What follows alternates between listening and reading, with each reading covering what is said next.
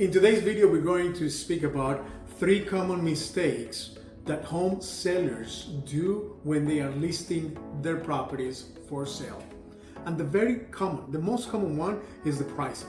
Yes, homeowners are still thinking about prices from 2021, 2022, when home buyers were literally flying to these properties, giving them extra money in order to be the winning offer, the winning bid. They were buying properties with defects, with collapsing roofs, with leaks, etc. Right now is not that market anymore. Remember, interest rates are now at 8%. We are coming all the way from 3%. So this affects the affordability. How much house can a home buyer can now purchase? This as well slows down the process of home purchasing, because now knowing that it's going to cost me probably $1,000 more to own the same property that I was going to pay for significantly less 3 years ago, now I am going to be more selective. So for you, homeowner, if you're thinking about selling your house, there are 2 things that you can do and you should actually do. Number 1 is to make sure that you get a CMA, a comparative market analysis. This is performed by professional real estate agents, and this is very, very important, make sure that your realtor only compares properties that have been sold in the last 6 months. Why? Because appraisers, they do not look into active listings, neither on properties that are pending.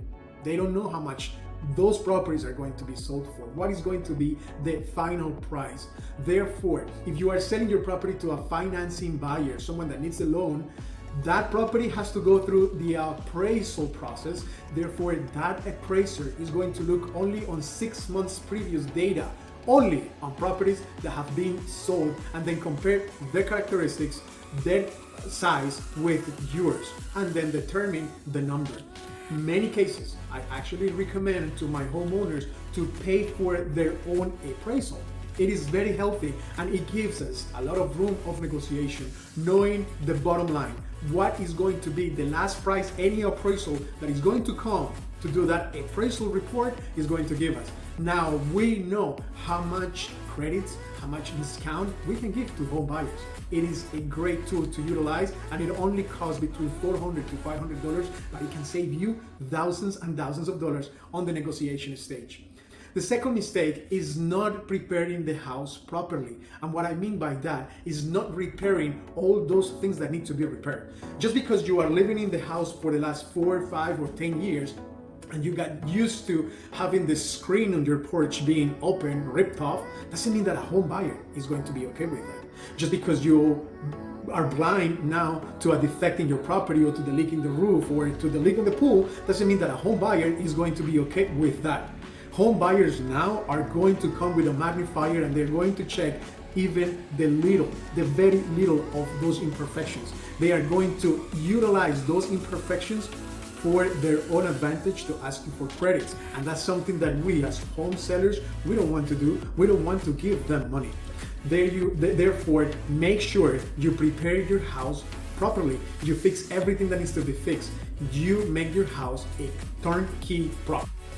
Number 3, the last mistake is staging. And what I mean by this is that, again, home buyers want to get the vision when they come to your house that this is going to be their home.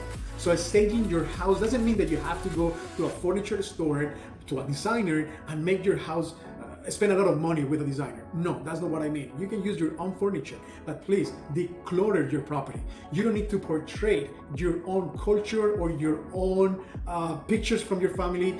Declutter it as much as possible. Make the house clean. No one wants to see shoes in the middle of the room. No one wants to see beds that are undone. No one wants to see walls with the scratches or the stains.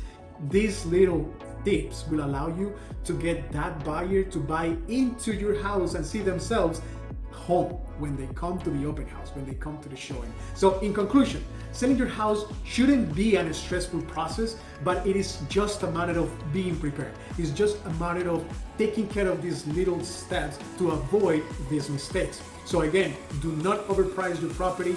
Get the number right so that you can attract more buyers.